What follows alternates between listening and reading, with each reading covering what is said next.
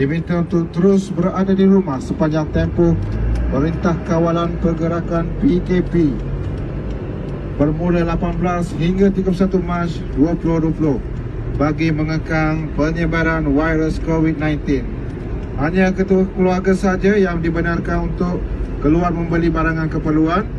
Jika anda gagal mematuhi arahan ini, anda akan dikenakan tindakan di bawah Akta Polis 1967.